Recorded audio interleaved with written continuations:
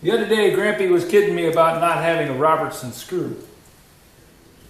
Not using Robertson screws. Well, Grampie, must be somebody was listening to you. Because here I am putting the panel in. And the ground bars are all Robertson screws.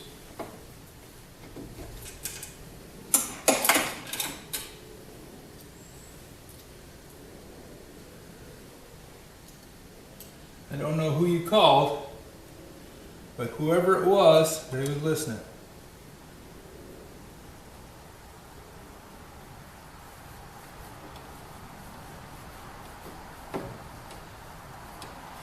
Now to add insult to injury, this takes a number 2 Robertson screwdriver. And I had to go down to the hardware store and spend $6 to buy a Robertson number 2. I had tips for 1s and 3s, but not number 2. So, I now have one.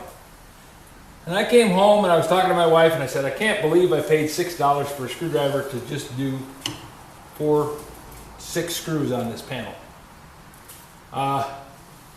Because this thing takes the same size.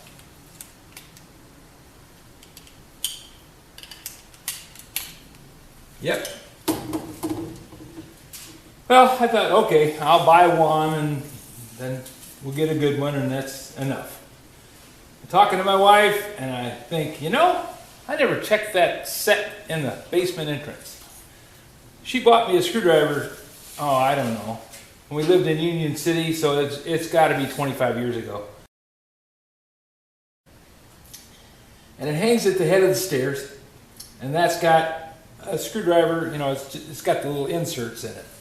And you can pop it in and out and put all different kinds of things. And this saves me a trip up and down stairs if I just need a screwdriver.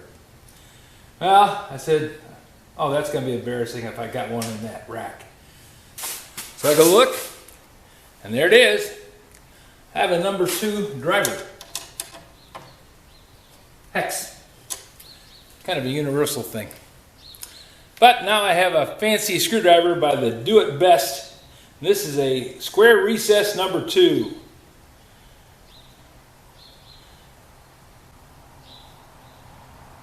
Part number 307974. Chrome vanadium. Nice screwdriver. Pretty color too. Nice green. Kind of matches the workshop. Just really didn't need to buy it. And I have no idea why they need to have Robertson screws on those, because how many people have Robertson screwdrivers? Evidently, I have one.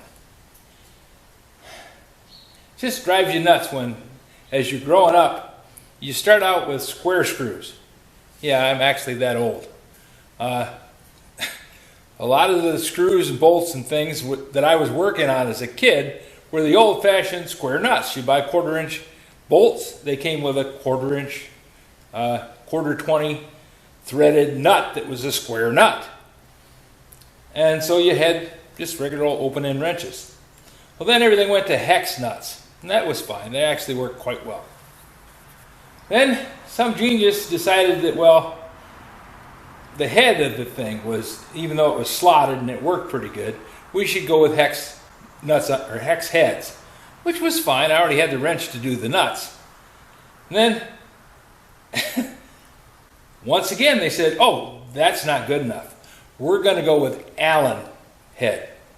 Allen is the manufacturer, is the design. The thing is actually called a hex key. So they went with hex key bolts. Hardened steel, usually grade 8. And they're good bolts. I used them a lot in die work because they work really well. They're very strong.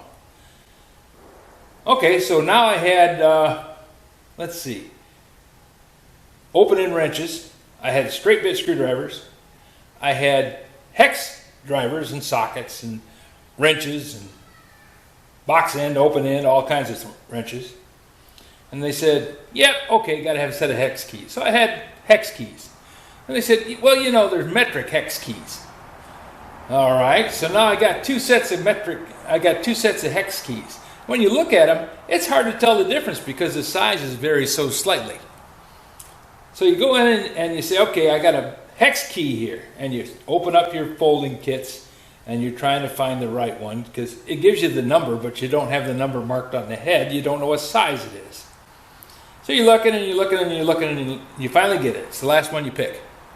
Little joke there.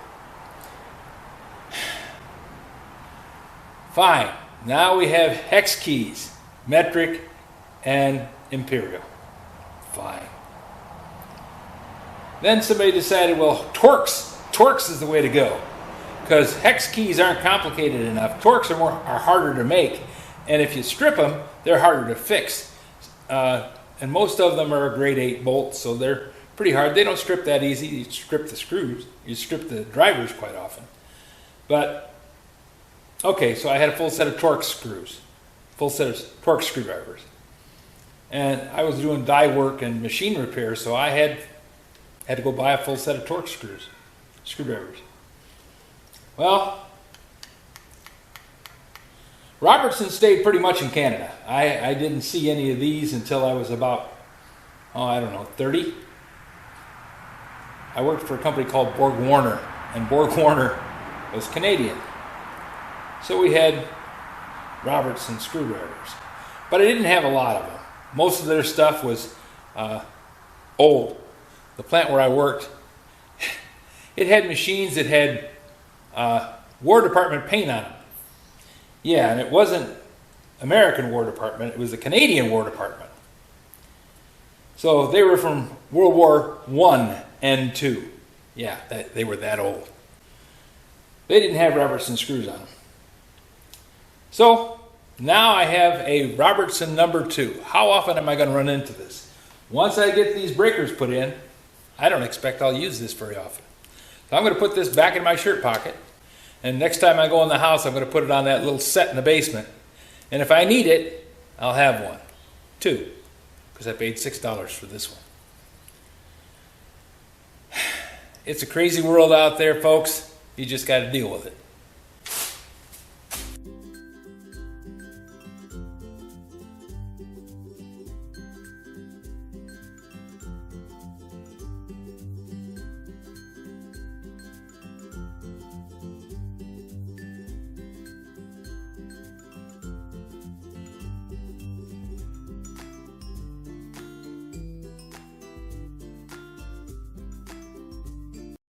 This video is not to be viewed by anyone under the age of 13 in the U.S. or 16 in the European Union without the express written permission of the parents or the legal guardians of the underage person. Such written permission must be on file at the local government entity in charge of enforcing the rules and regulations established by the FTC.